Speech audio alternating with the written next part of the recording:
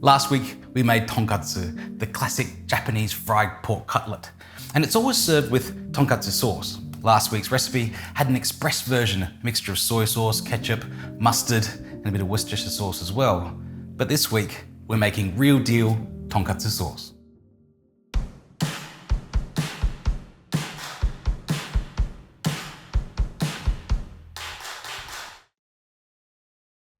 Obviously, you can buy tonkatsu sauce, but if you go to a high-end tonkatsu place in Japan, they will always make their own version. So this is kind of our all the bells and whistles version of tonkatsu sauce, and it's actually pretty easy to make at home. Keeps for ages in the fridge, so let's get started.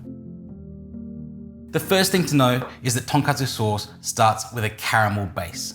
So we're actually going to start with some sugar, normal white sugar, and a touch of water to help that along. And I'll throw that on the stove to get started turning into a dark brown caramel.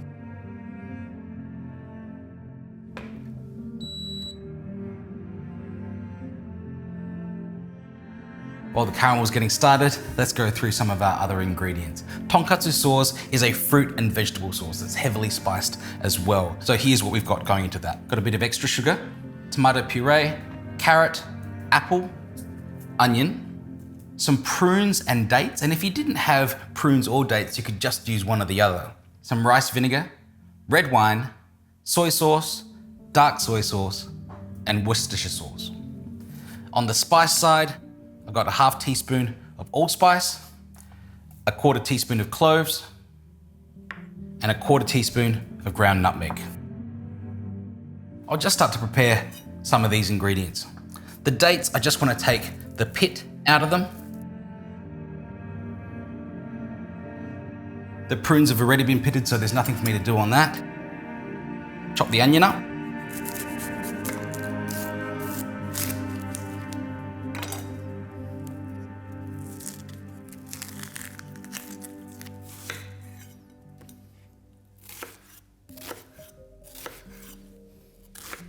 Carrot as well.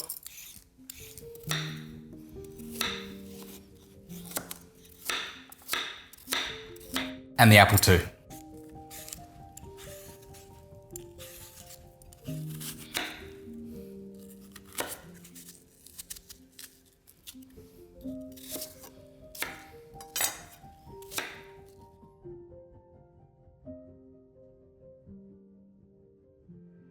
Caramel's ready, so let's move everything over there.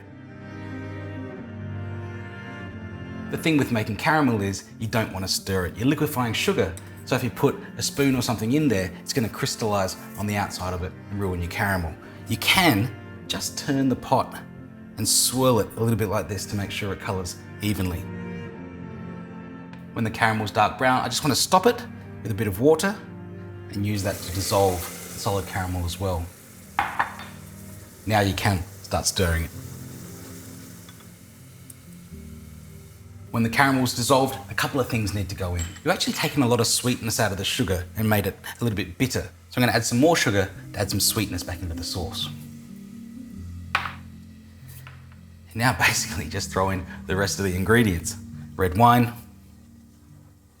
tomato puree, soy sauce, Worcestershire sauce, dark soy sauce,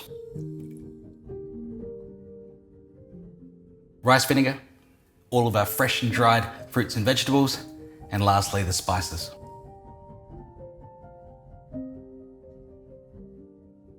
Give that a stir, and I'll simmer that covered for about half an hour until the vegetables are all softened.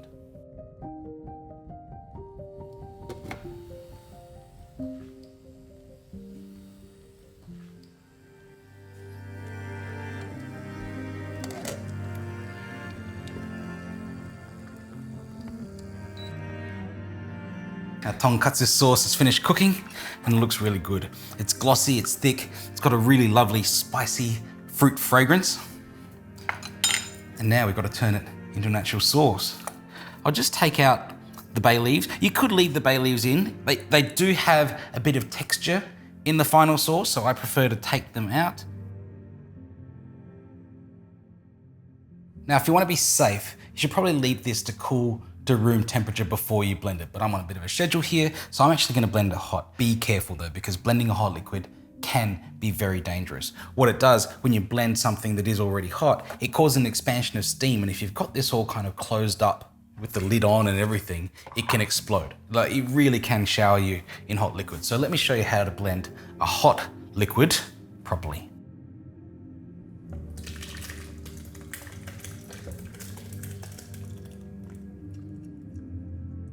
Firstly, take this top out. You don't want steam to be able to build up inside here, because that's what's going to cause the explosion, the expansion of steam. So you want it to be able to slowly release from the top there. Secondly, start it very, very slow.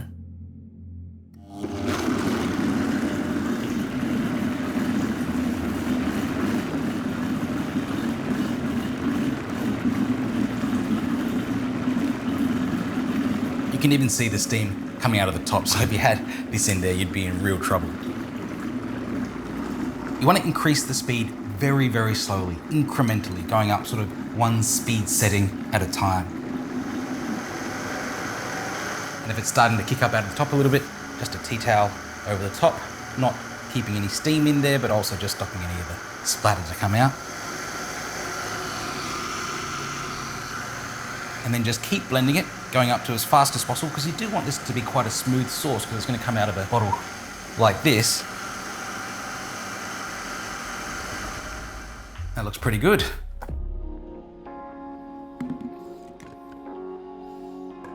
Now you've got to check the texture, the taste, and the consistency.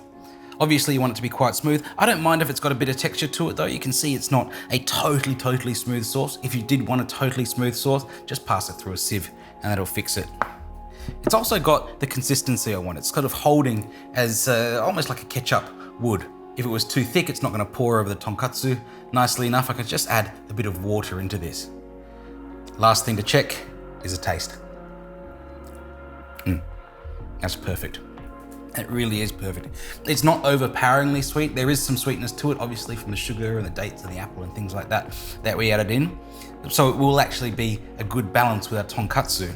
But the things that I get the most are kind of the hint of allspice and clove, and certainly those prunes and dates that we put in there. It's really, really good. You could probably take it a little bit thinner than this, because this is still warm and it will firm a little bit as it cools, but I quite like a thick tonkatsu sauce. I'm going to leave it pretty much as it is.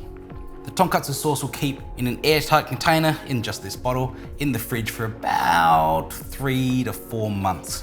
So I recommend put about half of it in the bottle, keep it in the fridge, and also freeze some of it so you can use it later on. It's not just good for tonkatsu. You can use this for croquettes, you can use it for Japanese style hamburgers, all kinds of things, even Western style hamburger. This is a really good multi-purpose sauce. Throw it into a squeeze bottle and we're done. Homemade tonkatsu sauce.